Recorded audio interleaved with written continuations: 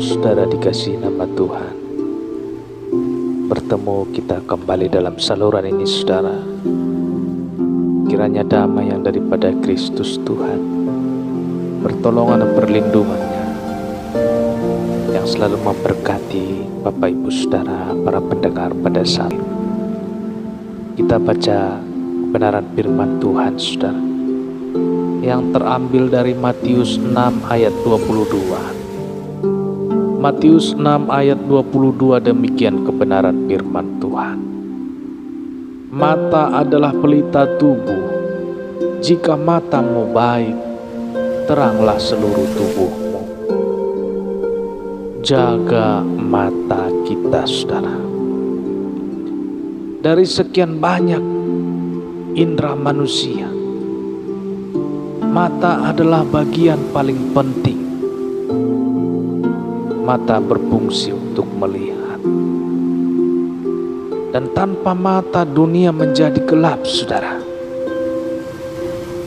Orang sangat mementingkan perawatan mata, hingga klinik mata bermunculan di kota-kota kita, di kota-kota besar, bahkan di mana-mana saudara, dengan gedung yang menjulang tinggi. Para ahli mata atau dokter-dokter spesialis mata berkumpul. Peralatan untuk pemeriksaan mata mutakhir ultramodern melengkapi rumah sakit khusus mata. Semua menandakan betapa pentingnya mata bagi manusia. Saudara, apa saja yang dilihat mata saudara? Mulai dari alam yang indah ini hingga makhluk ciptaan Tuhan, pemandangan yang indah menakjubkan, dan hamparan-hamparan bunga-bunga yang memikat, gunung-gunung yang berjulang tinggi, hingga laut lepas yang menakjubkan. Nah, dengan mata kita bisa mengenali sesama saudara. Wajah yang lembut, mata yang mempesona, rambut yang ikal hingga bermacam-macam warna kulit saudara. Mata begitu berarti dan penting di tubuh manusia. Tetapi bukan yang baik saja yang bisa dilihat mata saudara. Ada juga yang jahat dan yang menggoda ada di depan mata.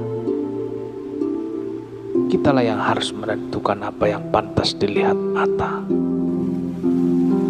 dan mana yang tidak patut dilihat saudara. Semua bermula dari mata. Hati menentukan segalanya. Nah, apa kata firman Tuhan tentang hati sebagai pengendali mata kita? Dalam Amsal 4 ayat 23 berkata, jagalah hatimu dengan segala kewaspadaan, karena dari situlah terpancar kehidupan. Hati menentukan segalanya saudara. Hati mengendalikan pikiran manusia. Pikiran memerintahkan indera kita, termasuk mata, untuk melihat yang baik atau sebaliknya saudara. Menjaga hati harus menjadi pusat kewaspadaan kita. Jangan lepas hati kita. Jangan biarkan hati kita bergerak sendiri dengan kekuatan manusia yang tak terbatas. Kita sering gagal mengendalikan mata. Kita harus berani berkata jujur, seperti pengakuan terus terang dari Rasul yang hebat, Rasul Paulus. Kita baca di dalam Roma 7 ayat 19. Sebab bukan apa yang aku kehendaki, yaitu yang baik, yang aku perbuat, melainkan apa yang tidak aku kehendaki, yaitu yang jahat yang aku perbuat. Saudara, ada hubungan yang erat antara mata pikiran dan hati. Dari dalam hati menentukan segalanya. Itulah sebabnya firman bersabda kita harus menjaga hati dengan segala kewaspadaan. Istilah zaman sekarang, jangan kendor, saudara. Dari luar, mata sering menggoda dan menipu kita. Kita harus menengari. Kita harus memagari mata kita dengan kekudusan, saudara. Jangan lihat yang bisa menggoda kita. Haleluya. Saudara, jangan lihat yang bisa menggoda kita. Jangan intip yang bisa menarik kita ke dalam pencobaan, yang bisa menghanguskan kesucian hidup kita, saudara. Saudara, jangan intip yang bisa menarik kita ke dalam pencobaan, yang bisa menghanguskan kesucian hidup kita. Saudara, ada pantun yang sangat terkenal berikut. Dari mana datangnya lintah, dari sawah turun ke kali. Dari mana datangnya cinta, dari mata turun ke hati. Saudara, cinta akan dosa, cinta akan hobi, cinta akan hal yang najis bermula dari mata, saudara. Baru turun ke hati. Suatu aliran atau flow yang bisa kita cegah jika kita senantiasa menjaga mata kita dengan kekudusan, saudara. Mata adalah pelita tubuh. Itulah intisari renungan kita hari ini, saudara. Pelita fungsinya untuk menerangi yang gelap. Saudara, jika mata kita gelap, maka gelap seluruh tubuh kita. Jika tubuh kita gelap, maka gelaplah jalan hidup kita, saudara. Jika jalan hidup kita gelap, apalagi yang bisa diharapkan? Sebaliknya, jika mata kita baik, maka teranglah seluruh tubuh kita. Teranglah jalan hidup kita. Jika jalan hidup kita terang, alangkah bahagianya kita. Pasangan hidup kita, anak-anak kita, bahkan orang tua yang melahirkan dan yang membesarkan kita, semuanya akan bahagia. Haleluya. Kita baca kebenaran firman Tuhan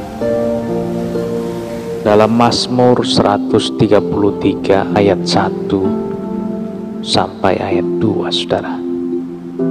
Nyanyian Ziarah Daud. Sungguh alangkah baiknya dan indahnya apabila saudara-saudara diam bersama dengan rukun, seperti minyak yang baik di atas kepala meleleh ke janggut, yang meleleh ke janggut Harun dan ke leher jubahnya. Saudara dikasih nama Tuhan, hidup rukun diibaratkan seperti minyak yang meleleh. Apa artinya ungkapan ini, saudara? Di Israel, minyak adalah menandakan adanya hidup rukun dan tentram, saudara. Nah, ayat renungan kita hari ini mengaitkan minyak dengan nama Harun. Harun pada masa itu adalah seorang imam atau pendeta, saudara. Jadi minyak yang disebutkan dalam ayat kita hari ini bukanlah minyak biasa, tetapi minyak yang dipakai untuk mengurapi imam. Seorang imam diurapi sebelum melayani, menandakan penyucian dan pengudusan. Minyak seperti itulah yang akan menghampiri orang-orang yang hidupnya senantiasa membawa kerukunan, saudara. Minyak yang meleleh artinya melimpah, karena terlalu banyaknya hingga meleleh. Saudara, berkat yang mendatangi orang yang merindukan kerukunan akan meleleh, berlimpah ruah. Hidup rukun itu tidak ada matinya. Begitu ungkapan dalam bahasa gaul, saudara. Hidup rukun itu seperti embun Gunung Hermon. Bicara embun, bicara kesegaran, saudara. Embun yang muncul di pagi subuh menyegarkan. Itulah sebabnya orang berolahraga di pagi subuh, mendapat udara super segar, membuat paru-paru diisi udara yang sehat, anti polusi. Nah, saudara dikasih Tuhan, seperti itulah digambarkan jika kita hidup rukun dan damai satu sama lain, nyaman, tentram dan damai. Atmosfer atau suasana lingkungan yang mengelilingi kita begitu sejuknya. Tidak ada aroma kebencian satu sama lain. Sorotan mata yang lembut memandang adik kakak saudara dan teman dengan penuh kasih, saudara. Gampang jatuh belas kasihan kepada setiap orang yang dijumpainya. Nah, itulah embun subuh surgawi yang membungkus hidup kita, terpancar keluar, dirasakan oleh banyak orang di sekitar kita, saudara. Gunung Hermon seperti embun Gunung Hermon yang turun ke atas gunung-gunung Sion, sebab kesanalah Tuhan memerintahkan berkat kehidupan untuk selama-lamanya. Bacaan dari Mazmur 133 ayat 3, saudara. Gunung Hermon adalah gunung yang tertinggi di dekat Palestina.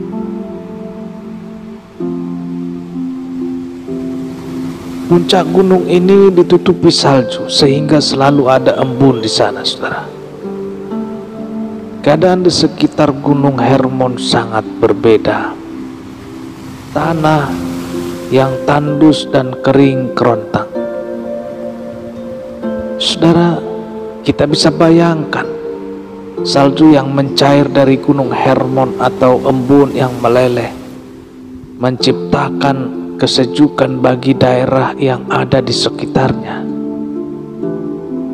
Hidup rukun diibaratkan seperti embun dari Gunung Hermon di atas.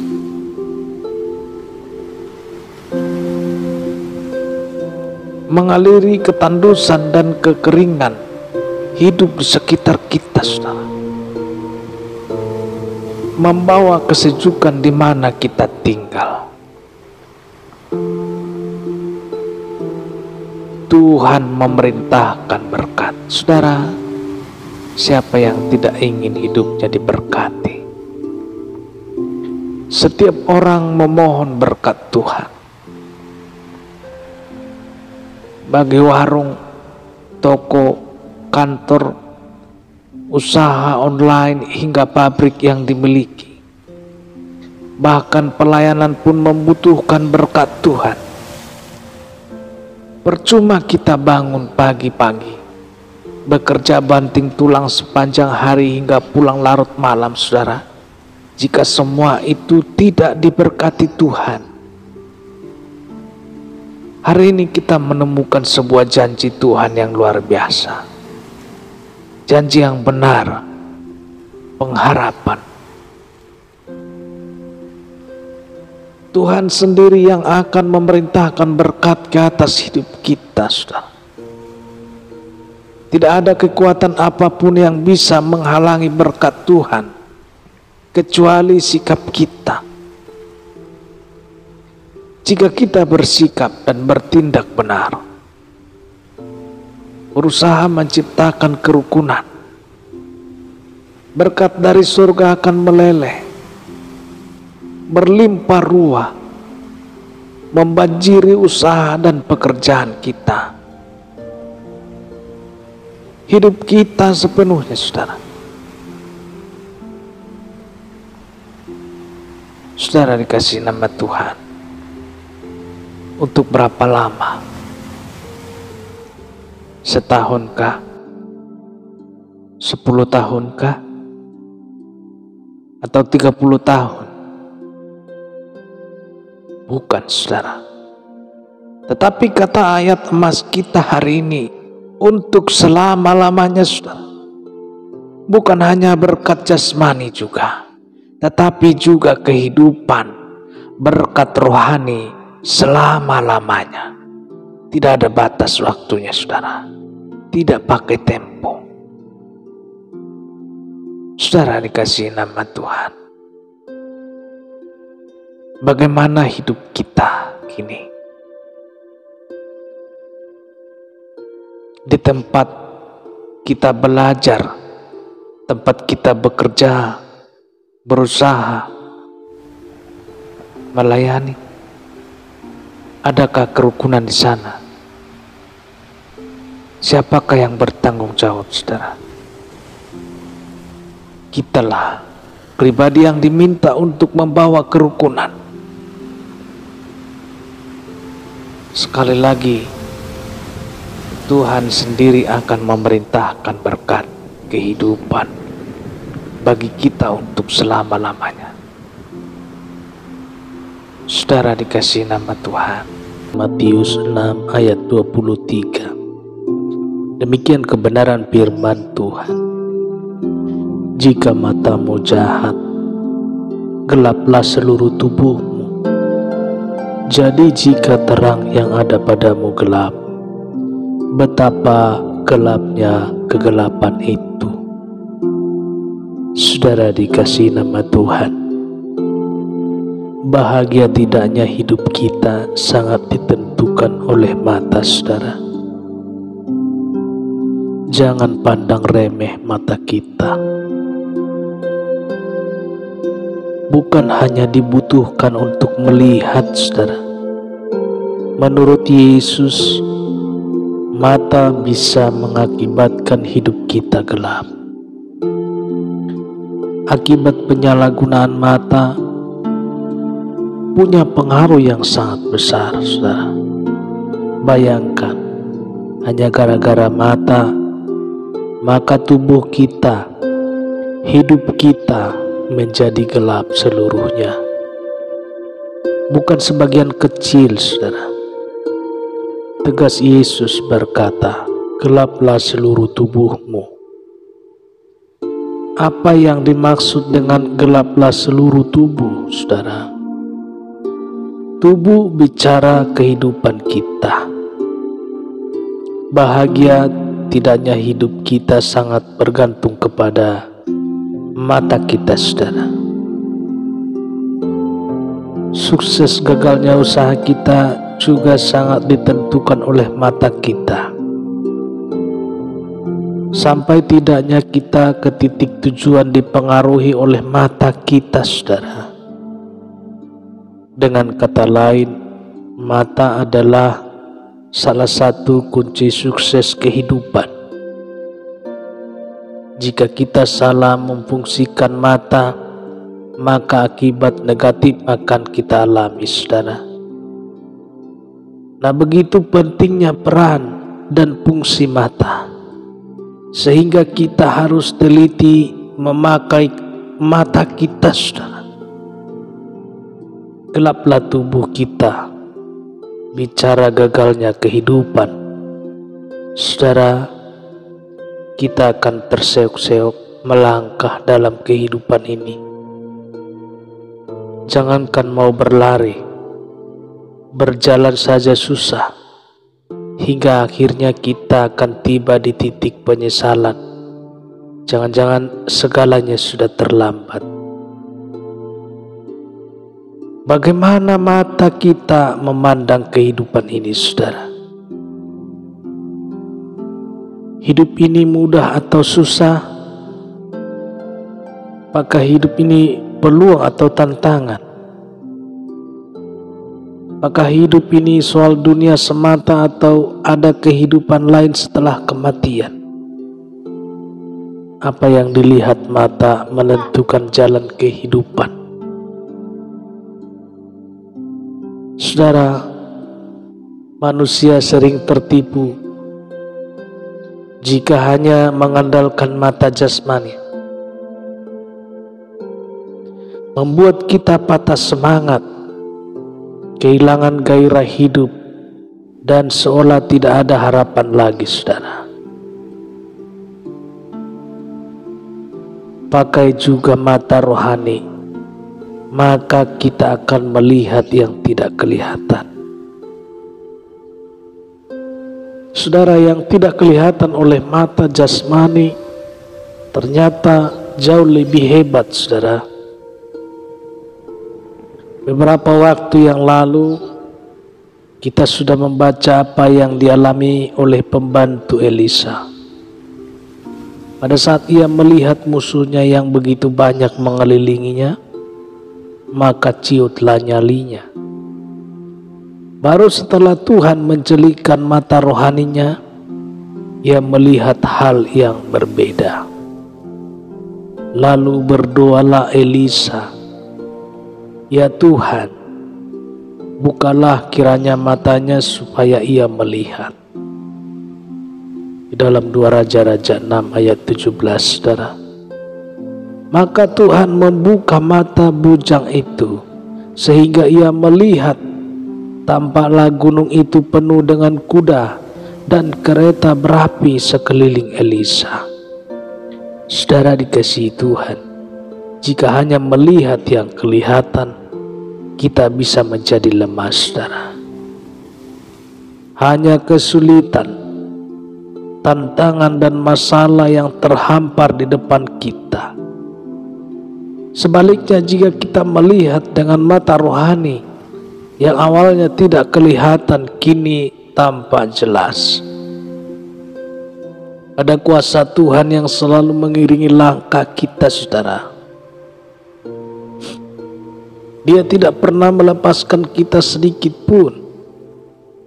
Itulah sebabnya Rasul Paulus memberi nasihat yang mujarab bagi orang yang hidupnya selalu diliputi kecemasan. Kita baca dalam 2 Korintus 4 ayat 18. Sebab kami tidak memperhatikan yang kelihatan, melainkan yang tak kelihatan, karena yang kelihatan adalah sementara, sedangkan yang tak kelihatan adalah kekal. Saudara, jangan khawatir, saudara. Masalah, tantangan, dan penderitaan yang ada di sekeliling kita yang kita lihat adalah sementara, saudara. Kenikmatan dunia, kenajisan, harta yang menggoda juga sementara. Pujian, penghargaan, dan popularitas juga sementara. Terus mengapa untuk yang sementara kita habiskan umur kita untuk mendapatkannya, saudara? Mengapa kita gadaikan iman kita untuk sementara? Saudara, kita baca kebenaran firman Tuhan, saudara, yang terambil dari Matius 6 ayat 22. Matius 6 ayat 22, demikian kebenaran firman Tuhan. Mata adalah pelita tubuh. Jika matamu baik, teranglah seluruh tubuhmu. Jaga mata kita, saudara. Dari sekian banyak indera manusia, Mata adalah bagian paling penting. Mata berfungsi untuk melihat. Dan tanpa mata dunia menjadi gelap, saudara. Orang sangat mementingkan perawatan mata. Hingga klinik mata bermunculan di kota-kota kita. Di kota-kota besar. Bahkan di mana-mana, saudara. Dengan gedung yang menjulang tinggi, para ahli mata atau dokter-dokter spesialis mata berkumpul. Peralatan untuk pemeriksaan mata mutakhir ultramodern melengkapi rumah sakit khusus mata. Semua menandakan betapa pentingnya mata bagi manusia. Saudara, apa saja yang dilihat mata, saudara? Mulai dari alam yang indah ini hingga makhluk ciptaan Tuhan, pemandangan yang indah menakjubkan, dan hamparan-hamparan bunga-bunga yang memikat, gunung-gunung yang berjulang tinggi, hingga laut lepas yang menakjubkan. Nah, dengan mata kita bisa mengenali sesama, saudara. Wajah yang lembut, mata yang mempesona, rambut yang ikal hingga bermacam-macam warna kulit, saudara. Mata begitu berarti dan penting di tubuh manusia. Tetapi bukan yang baik saja yang bisa dilihat mata, saudara. Ada juga yang jahat dan yang menggoda. Ada di depan mata. Kitalah yang harus menentukan apa yang pantas dilihat mata dan mana yang tidak patut dilihat, saudara. Semua bermula dari mata. Hati menentukan segalanya. Nah, apa kata firman Tuhan tentang hati sebagai pengendali mata kita? Dalam Amsal 4 ayat 23 berkata, "Jagalah hatimu dengan segala kewaspadaan, karena dari situlah terpancar kehidupan." Hati menentukan segalanya, saudara. Hati mengendalikan pikiran manusia. Pikiran memerintahkan indera kita, termasuk mata, untuk melihat yang baik atau sebaliknya, saudara. Menjaga hati harus menjadi pusat kewaspadaan kita. Jangan lepas hati kita. Jangan biarkan hati kita bergerak sendiri. Dengan kekuatan manusia yang tak terbatas, kita sering gagal mengendalikan mata. Kita harus berani berkata jujur, seperti pengakuan terus terang dari Rasul yang hebat, Rasul Paulus. Kita baca di dalam Roma 7 ayat 19. Sebab bukan apa yang aku kehendaki, yaitu yang baik, yang aku berbuat, melainkan apa yang tidak aku kehendaki, yaitu yang jahat yang aku perbuat. Saudara, ada hubungan yang erat antara mata, pikiran, dan hati. Dari dalam hati menentukan segalanya. Itulah sebabnya firman bersabda kita harus menjaga hati dengan segala kewaspadaan. Istilah zaman sekarang, jangan kendor, saudara. Dari luar, mata sering menggoda dan menipu kita. Kita harus menangari. Kita harus memagari mata kita dengan kekudusan, saudara. Jangan lihat yang bisa menggoda kita. Haleluya. Saudara, jangan lihat yang bisa menggoda kita. Jangan intip yang bisa menarik kita ke dalam pencobaan, yang bisa menghanguskan kesucian hidup kita, saudara.